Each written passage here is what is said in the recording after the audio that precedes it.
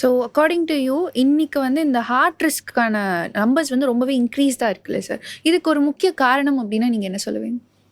ம், என்னை பொறுத்த வரைக்கும் predominantly it is obesity, metabolic சிண்ட்ரோம்னு சொல்லுவோம். அதாவது நம்ம இந்தியன் பிஎம்ஐக்கு ஒரு ஆணாக இருந்தால் வேஸ்ட் சைஸ் வந்துட்டு 36க்கு மேலே போகக்கூடாது. வேஸ்ட் சைஸ்னால் என்னென்னா நம்ம இடுப்புக்கு கீழே நிறைய பேர் பேண்ட் போடுவாங்க, தொப்பைக்கு கீழே. அது வேஸ்ட் சைஸ் கிடையாது. நின்றுட்டு தொப்புளுக்கு மேலே இன்ஸ்டெப் வச்சு பார்த்தா it should not exceed 36 inches for men and 34 inches for women. அதுக்கு மேலே வர ஆரம்பிச்சிட்டாலே உனக்கு கொழுப்பு ப்ராப்ளம் இருக்குது, அதாவது ஃபேட் ப்ராப்ளம் இருக்குது, லிவரில் டெபாசிட் ஆகலாம், ரத்த குழாய் எதில் வேணாலும் டெபாசிட் ஆகலாம்.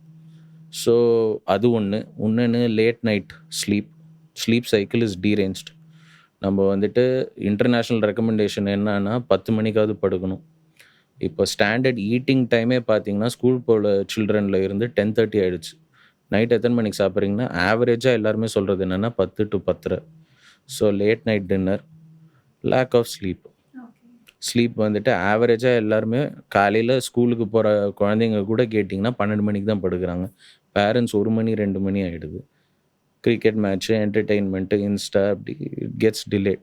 ஸோ இதெல்லாம் தான் major contributing factors. And no eating டைம்னு ஒன்று இல்லை. யார் வேணாலும் எந்த டைமுக்கு வேணாலும் சாப்பிட்லாம், அதுக்கு நடுவுலையும் சாப்பிட்டுக்கலாம்.